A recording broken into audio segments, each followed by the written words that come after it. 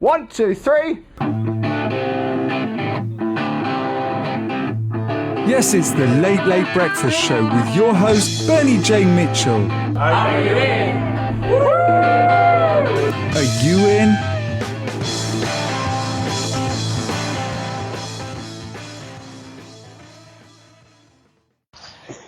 And we're definitely back. And yes, grand opening and straight into it.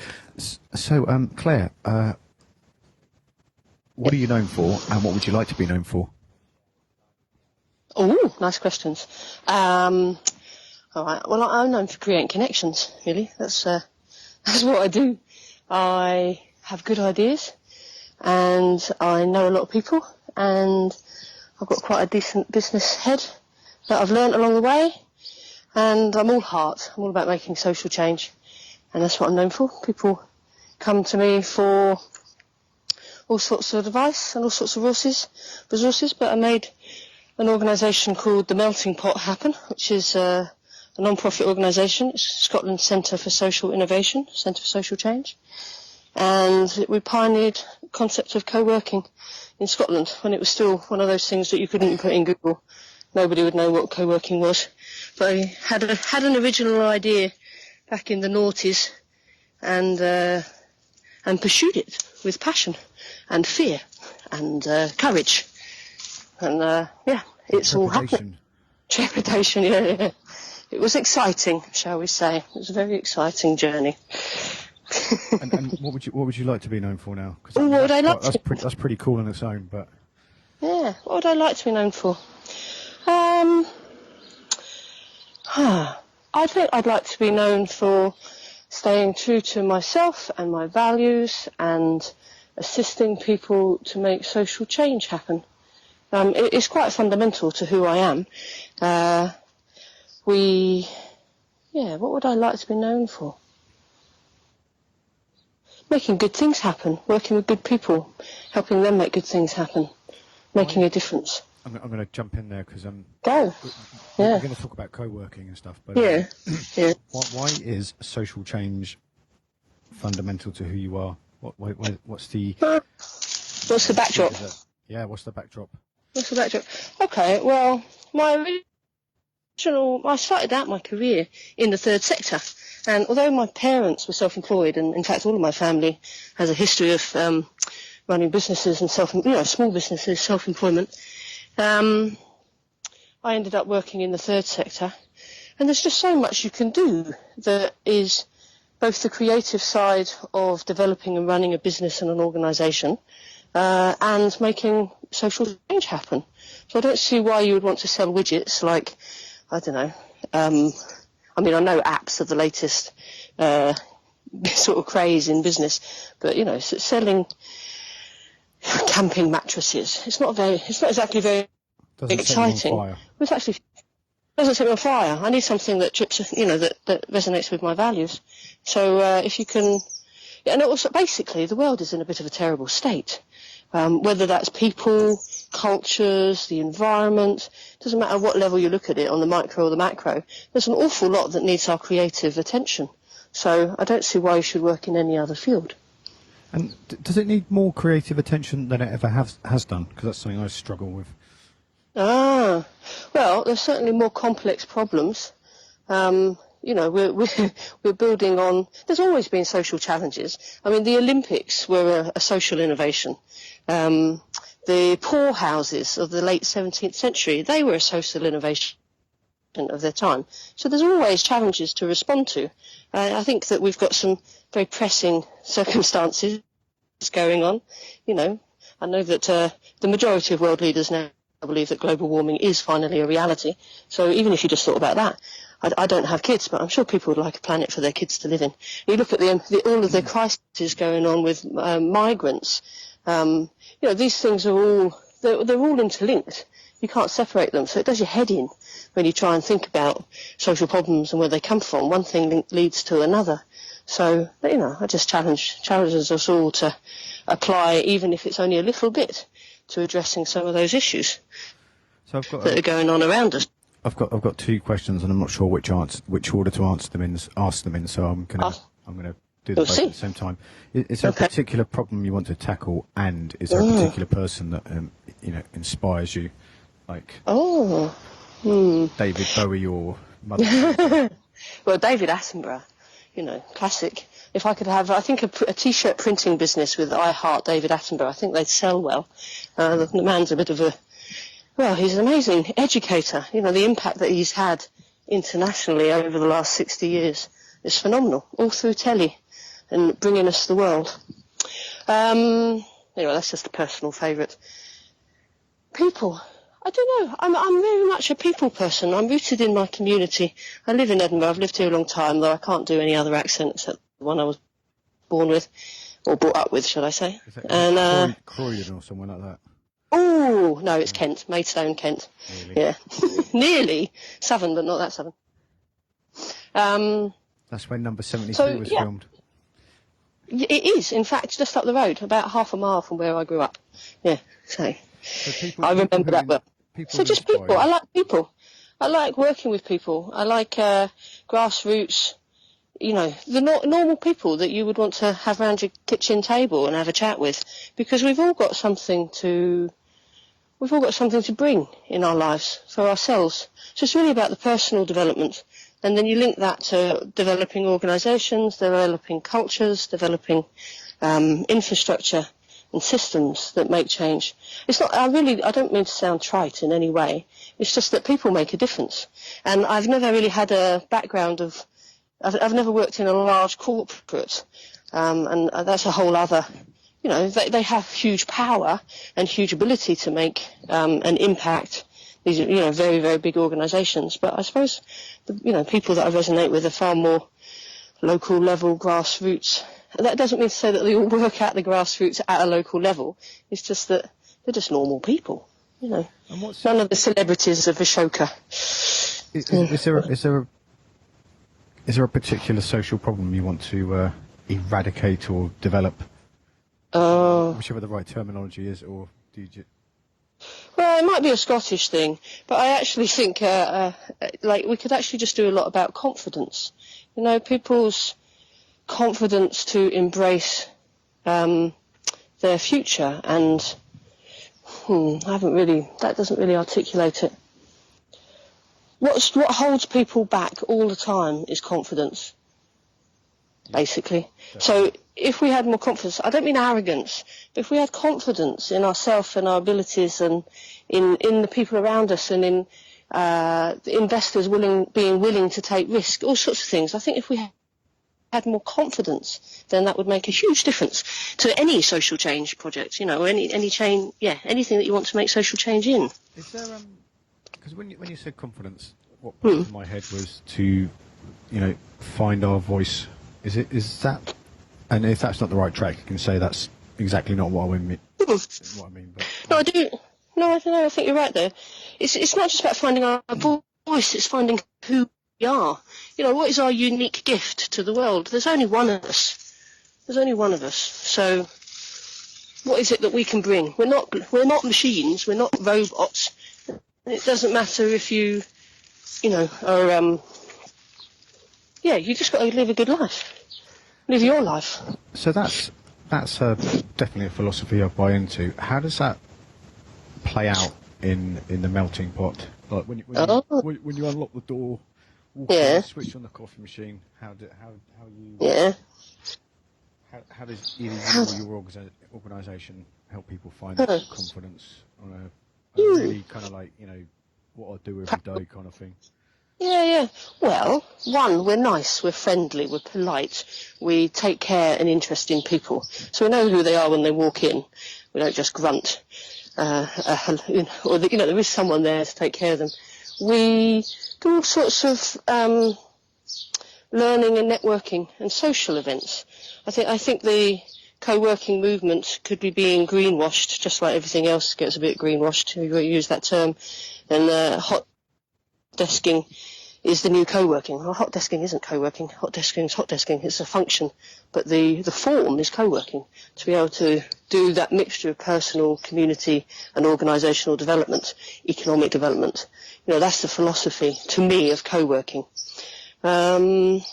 So we build people's confidence by giving them a place where they can start to emerge, they can grow, where they can build relationships, build new skills, have a little chat every now and then that just sort of takes them to the next level. All those sorts of things. It's slowly. Confidence isn't a switch you can just switch on, no matter how many coaching CDs you might listen to. So, Hundreds. I'm still not confident. Yeah. It's something you have to work on every day. But being in an environment where...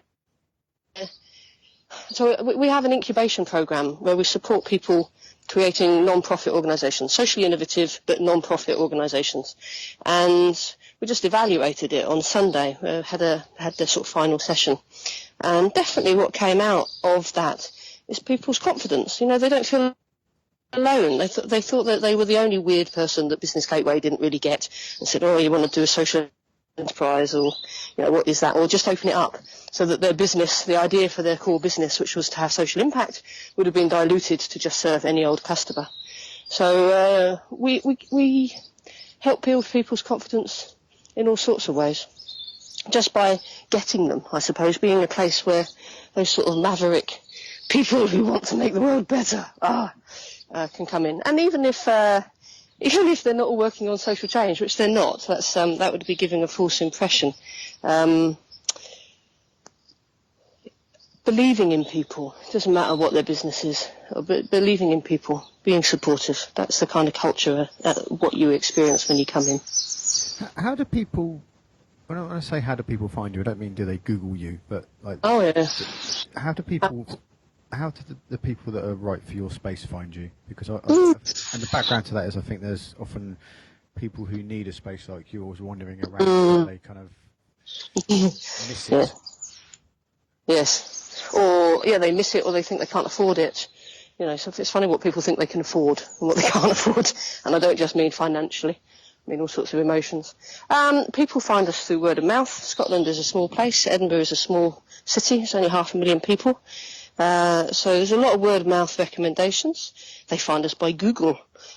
We go out and about and talk at events and seminars and other people's conferences and try and entice people in. But invariably people, things get reduced to, well, what can I buy? I can't tell people, you're going to gain confidence by working here, because they might not realise that that's what they want, or that they're going to build peer relationships or get professional advice on tap. That's not their kind of added value activities. What they're interested in is, is it too noisy for me to work, or what's its location? Can I get my wheelchair in there? Those sorts of things. It's always very practical things. It's the soft stuff that comes like the icing on the cake. It's not really necessarily what people think that they're looking for. Do you know what I mean? Being a part of something, being a part of a community is something that comes with time. It's like you've already got your friendship base in your personal circles.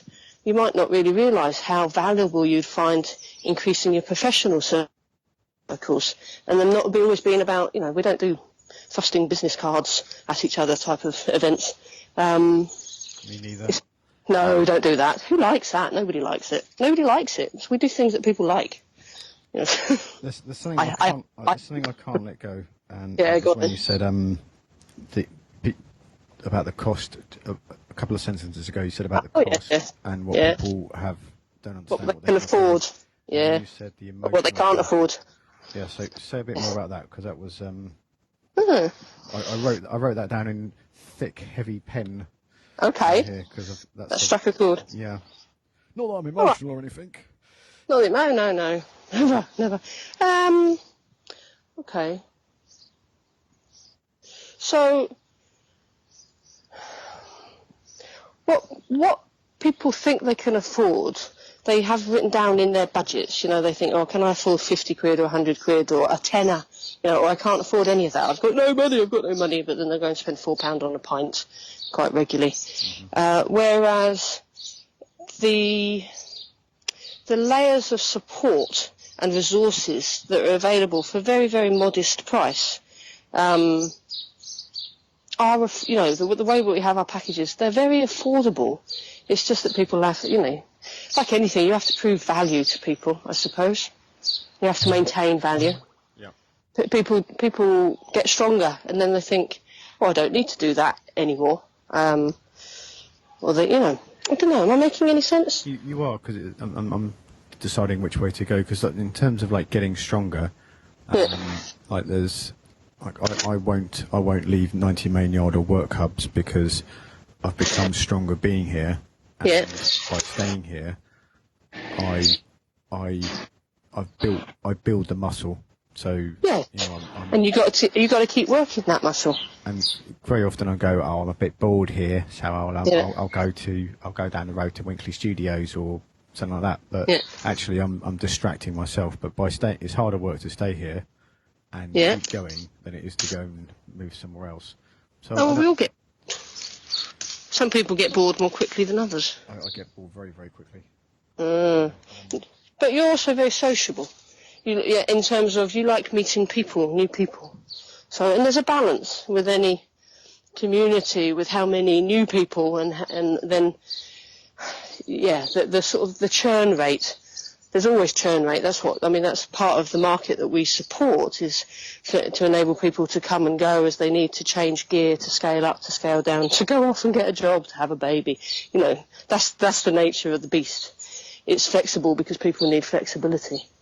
But how then do you retain a core sense of community and values and connection between who remains? You have to keep working on it, keep building it up. There's always new people at the party. Is there a part of what you said where people will turn up and they suddenly get this structure where they can realise their idea?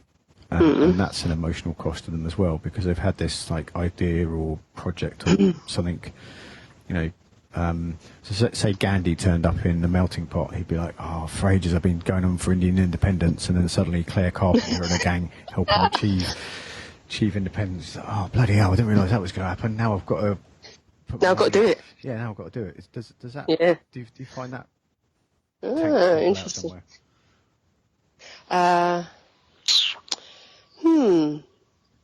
I think that is a very interesting thing. People self-sabotage all the time. And, people self-sabotage, don't they? They just do. Have you got a magic? I don't really have a long answer to that one. No, that's true. Just acknowledging the fact that it exists, I think, has brought the universe forward. So this has been on my list as well. One of the things particularly we want to talk about. So we've got to make a link between Gandhi self-sabotaging and what I'd like to ask is what particularly struck me when I met you in Milan or Lisbon, I feel like I've known you for ages now, was how your co-working space connects with the local community, because there's a lot of co-working space which is a kind of, we wished we owned an agency, but we actually accidentally opened a hot desk. Opened a desk, yeah. And yours seems to be, just seems to be able to sort of, it's like an octopus, and its tentacles go out and connect to the local community. And those kind of co-working spaces are really interesting for me. So how do you think you do that? How do you do that? Oh. Top 5 tips for people wanting to do that, or any way you'd like to roll with that question? Okay, well, I think there's several things in there. One, it's about location and size and scale. And so cities, Edinburgh's a place where people live, whereas in London, some of the co-working spaces I've been to, it's a matter of convenience to people. Yep. They're coming into the city for a day, and they're just sort of making, it's just somewhere to work. It's a different thing. So therefore, you can't really build. There's a different level of engagement from people about that community, because is it a community or is it just a convenient alternative to a hotel for a day? And we have people that use the melting pot in just that way. They're coming into the city. But then there's others who will go and play football together or go out for Christmas dinner together, So tips. And I'd signpost you to a new social enterprise co-working space called Tribe Porty in Portobello, which is I live in Portobello, it's a very nice place to live, at the edge of Edinburgh, at the seaside. Ha-ha. And it's a great place. But Danny has opened up, I've given her some advice, a co-working and events sort of, and that really is a community space because it's where people live. I don't know if I can say that in any other way. Like, I know. they're not travelling anywhere special. They're not going into the city for anything. They live in Portobello. So all this stuff that happens at Tribe Porty takes place within the community. And she's had a huge amount of community support to help get it up and running. It's awesome. So the example you're pulling there, I can't wait to get my words out, sorry. Haven't horrible of me, is like in work hubs in London. It's right by Euston Station and it's in Zone 1 and it's smaller than here at 90 Mainyard. It's convenient. It's that bit you're talking about, and then at Mainyard, people walk here. Yeah. They live in Hackney. Yeah. You're looking at me now, said that. Yeah, so and they're very different audiences in terms of, when you're selling, who you sell to, etc. They're completely different. And how's it worked with your operation? Both. And so what my question is how's it work with what you do connecting to other local businesses? Because does the butcher and the taxi firm and the shop and the printers, do they understand what you do, or is it? Oh, right. So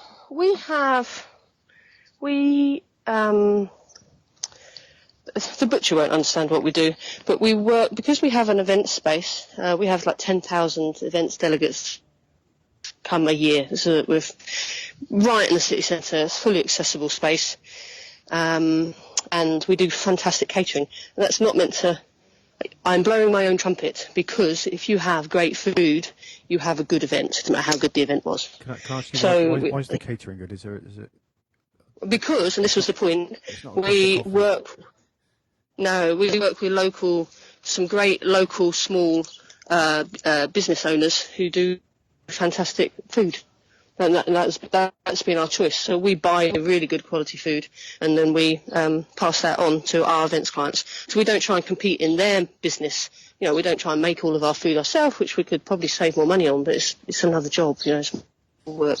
We'd rather support. We probably have about 8 or 9 local suppliers. Some are social enterprises, some are just micro businesses, lifestyle businesses. But we work with those local suppliers.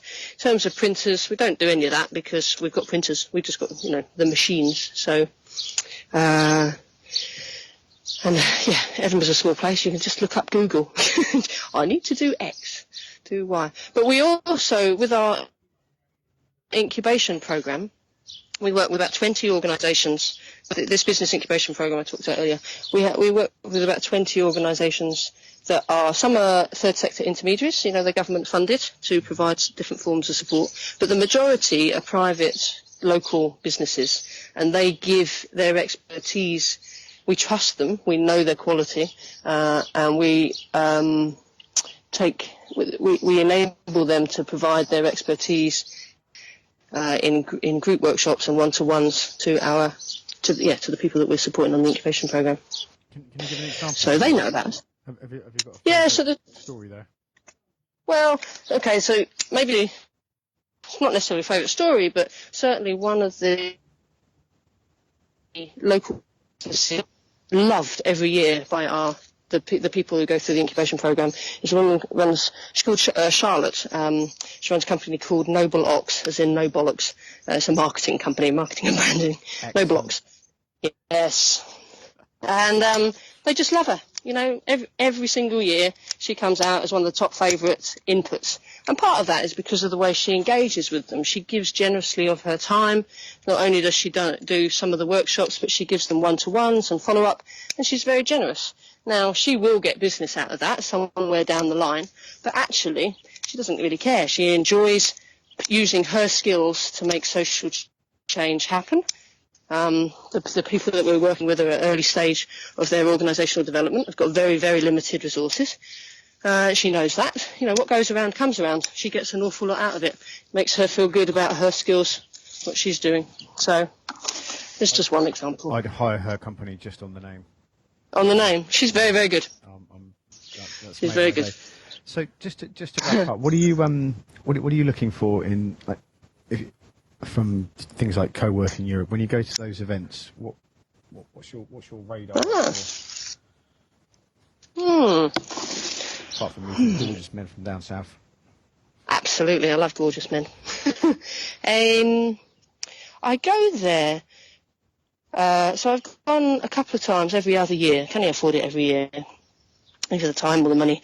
But I'm always interested in meeting other people who've created co-working spaces and finding out the reality versus, what you hoped would happen versus what did happen. Some of the learning inputs have been very, very valuable, and the connections. It's nice. I mean, over the years, people now can put Google co-working into Google and it will come up. And as I said, I do think there's a bit of greenwashing going on with what is co-working, but that's a different subject. Definitely. So we're making it up. I had this idea for a resource space that would support people, support the people, promote the ideas and create social change. That was an idea. I thought, why have a desk 365 days a year? I don't need it. Other people I know don't need it. But I didn't want to go and work in a sort of normal office, and I was tired of working from home. So just like many people who create co-working spaces from the grassroots, they've responded to a need that they've perceived. So going to those co-working conferences has really helped me go, oh, there's this movement going on. And then seeing that challenge between, is it great big, private property development, retail, spaces coming into what I really see as a grassroots response to creating community and supporting people. It's not economic development as bred by Scottish Enterprise or Business Gateway. It's economic development created by people for people. Yes. Did you? I have this impression, and correct me if I'm wrong, you've been doing this about 10 years now. Yeah. A long time. Not. Long time. No, not a long time. Constituted in 2005, but basically I'd done a master's in human ecology, which was like how fucked up everything is, basically. I was trying not to swear, but there we go.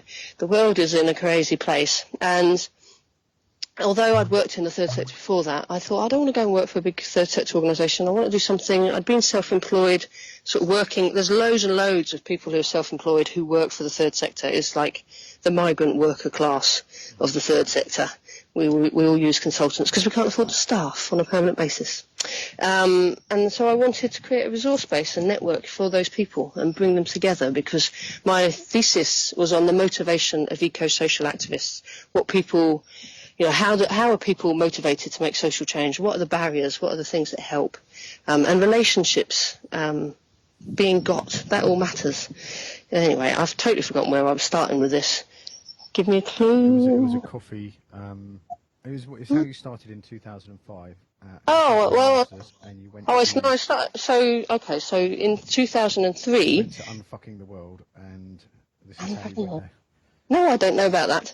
In 2003, I had already had this sense of something, like a resource space where a network of people could come together and get on with their thing, and that you dip in and you dip out of as you need to.